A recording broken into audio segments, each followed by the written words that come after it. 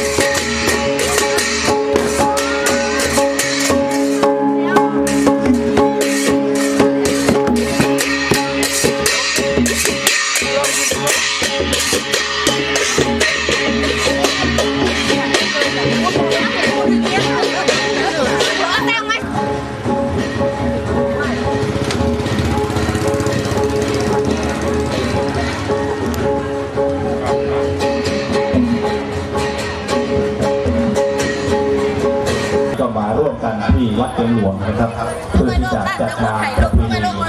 วัฒนธรรมนะครับวันขึ้นปีใหม่นะครับวันนี้เป็นวันส่งท้ายปีเก่านะครับอันนี้เป็นชาวเผ่าปะโอนะครับชาวเผ่าปะโอ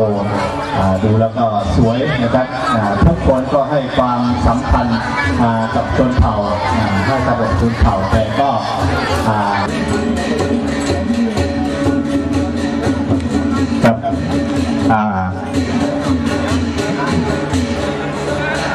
กับเจ้าหน้าที่นะครับรอเจ้าหน้าที่จัดแถวขบวนนิดหนึ่งนะครับรอสักครู่นะครับโอ้โหปีนี้เต็มบาลังก์พิธีนะครับครับเพราะว่าที่มันแคบนะครับยังไงก็ชิดๆกันนิดหนึ่งนะครับวันนี้เราเป็นพี่น้องกันนะครับเป็นครับแล้วก็เป็นการศึกษาวัฒนธรรมประเพณีท้องถิ่นของเราด้วยนะครับแล้วก็ของชนเผ่าต่างๆนะครับวันนี้เรามาแสดงออกนะครับให้องค์สมเด็จพระเจ้าอยู่หัวของเรามีสุขภาพแข็งแรงนะครับจะมาอยู่เรื่อยๆนะครับด้านหลังก็ยังว่างอยู่นะครับก็ตั้งจุ่มอันเท่าคากูหวานบาทอันเท่าคาในพิษบอกครับถามมานะบางป้อยเอาคาในแปะในตีอยู่ในก็หวานกันหาไปตีอยู่ครับเที่ยงข้าวยามเที่ยง2-3 นาทีก็ค่ะจะเป็นข้าวยามอันเท่าคาอะไรมักมันไปแหล่ตอนหน้าเดให้บางป้อยตีมาแต่เอาคาพอดีเข้มเดียวกับดีงามเนี่ยก็อยู่ดีกันเลยจะแน่ย้อนจมเชื้อพี่น้องเขากูหวานการเขาเที่ยวมาเขาผมในบางป้อยเขาขามันมาได้นะครับHas restarted a year can be determined because there are calendars and calculations. The sun has also a calendar. Are three reasons about this existence of the sun. Yeah, thank you. ในก็ในปอดรับเด้พี่น้องเขานั่งความเย็นพร้อมกันครับเวลาที่เป็นมงคลก็ได้ก้าวมาถึงแล้วสาขาก็จำหนังครับพี่น้องเขานะครับแถวบ้านนะบางป้อยเอาคาก็เต็มบ่ได้ตัดถึงเหมือนกันเลยเท่าขาก็จำขับหมายบางป้อยเอาคาก็เด็กขับกับจำขับหมายได้ครับนำถึงพระเอกเพียนมหาผู้สวนกรีสิเจ้าขาตั้งเชียงในเขาขาไว้ผ้าขาอลังสมาสัมพุทโธภะคะวาพุทธังภะคะวันตังอภิวาเทมิก็แนวข่าวกันเข้าข่าวชิ้นมาบ้านว่าชิ้นกันมายังพันเตติสาลานินา